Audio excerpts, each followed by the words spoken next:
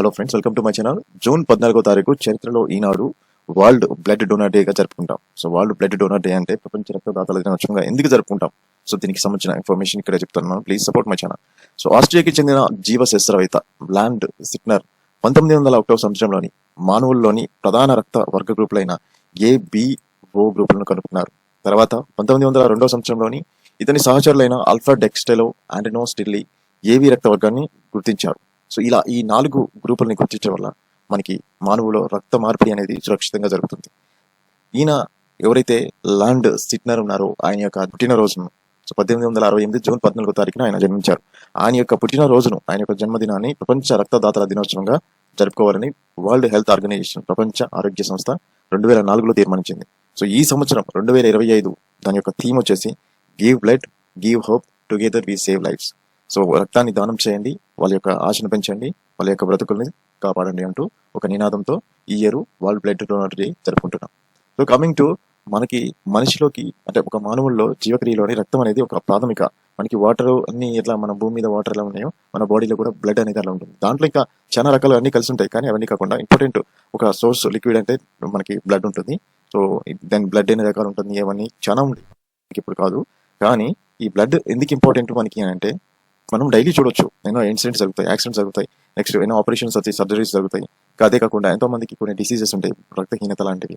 వాళ్ళకి ఏంటంటే ఎప్పుడు బ్లడ్ రిక్వైర్మెంట్ అనేది ఉంటుంది. వాళ్ళకి బ్లడ్ చేంజెస్ కానీ, నెక్స్ట్ ఒకవేళ బ్లడ్ తక్కువ ఉంటే బ్లడ్ ఎక్కించడం కానీ, ఇంకా బ్లడ్ అంటే రక్తంకి సంబంధించిన డిసీజెస్ ఉంటే వాళ్ళకి దాన్ని చేంజ్ చేయడం కానీ, తలసేమియా వ్యాధిగ్రస్తులకి రక్త మార్పిడి, ఇలా చాలా విషయాలని రక్తం అనేది చాలా ఇంపార్టెంట్ సోర్స్గా ఉంటుంది. సో ఈ రక్తంలో యాంటీబాడీస్, యాంటీజెన్స్ అని 2 ఉంటాయి. సో ఈ రెండింటేసరికి ఈ రెండు ఏంటంటే ఈ గ్రూప్స్ ని సపరేట్ చేయడానికి మనకి మేజర్ ఏమి బేస్ చేసుకొని ఇస్తామంటే ఈ యాంటీజెన్స్, యాంటీబాడీస్ అనేవి గ్రూపులని సపరేట్ చేయడానికి ఉంటాయి. సో ఏబిఓ ఏబి గ్రూపులు అనేవి కూడా ఈ different types of antigens, antibodies ఉంటాయి. ఒక వ్యక్తి యొక్క యాంటీజెన్స్, యాంటీబాడీస్, ఇంకో వ్యక్తి యొక్క యాంటీజెన్స్, యాంటీబాడీస్ బోత్ మ్యాచ్ కాకుండా మనం రక్త మార్పిడి చేస్తే ఆ పర్సన్ చనిపోతారు. అంటే ఒక వ్యక్తి యొక్క రక్త గ్రూపు వేరొక వ్యక్తి యొక్క రక్తం గ్రూపు మ్యాచ్ కాకుండా మనం రక్తం మార్పిడి చేస్తే మాత్రం అతను చనిపోతాడు. దీన్నే అగులిటినేషన్ అంటారు. సో ఆ ప్రమాదం అంటే మనకి తెలియదు కాబట్టి బిఫోర్ ఈ సైంటిస్ట్ ల్యాండ్ సిట్నర్ కనిపెట్టక ముందు ఈ రక్త మార్పిడి విధానం అనేది తెలియదు. ఏ వ్యక్తి యొక్క రక్తం ఎవరికి ఎక్కిస్తారో ఎవరికి తెలియదు. ప్రజెంట్ జనరేషన్లోని ఇప్పుడున్న బ్లడ్ రిక్వైర్మెంట్ పరిస్థితుల్లో కూడా ఈ బ్లడ్ వర్గీకరణ అంటే మనకి క్లాసిఫికేషన్ చేయడం వల్ల ఏబిఓ, ఏబి గ్రూపుల వల్ల మనకి సేఫ్గా బ్లడ్ ట్రాన్స్ఫర్ అనేది జరుగుతుంది. మంచిగా ఒక వ్యక్తి సురక్షితంగా ఉంటుంటారు. సో మనం అసలు ఎన్నిసార్లు ఈ బ్లడ్ డొనేట్ చేయొచ్చు, మనం అసలు ఎన్ని నెలలకు ఒకసారి ఇవ్వచ్చు అంటే సుమారు మన బాడీలోని ఆరోగ్యవంతుడైన ఒక వ్యక్తి యొక్క బాడీలో 5 లీటర్ల రక్తం ఉంటుంది. 3-4 మంత్స్కి ఒకసారి, అంటే 3 లేదా 4 నెలలకు ఒకసారి రక్తం మార్పిడి, రక్తదానం చేయొచ్చు. సో ఈ రక్తం దానం చేసేటప్పుడు వాళ్ళు ఈ రక్తంలో ఎర్ర రక్త కణాలు, ప్లేట్స్, ప్లాస్మా అనే 3 భాగాలు ఉంటాయి. వీటిని సేకరిస్తారు. వీటిని సేకరించి ప్రిజర్వేషన్ చేసి ఎవరికి అవసరం ఉంటే వాళ్ళకి ఇస్తారు. సో మనం ఇండియాలో చూస్తే రక్తం కోసం ఎంత డిమాండ్ ఉందో చూడొచ్చు.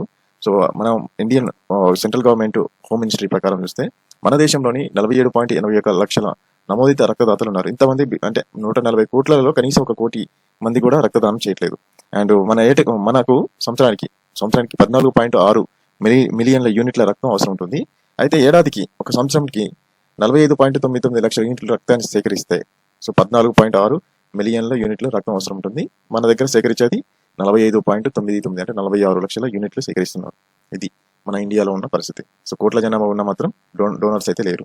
సో కొంచెం ఆలోచించండి. బ్లడ్ డొనేట్ చేయడం వల్ల మీకే మంచిది, అంతేకాకుండా ఇంకా ఒక ప్రాణాన్ని సేవ్ చేసినట్టు.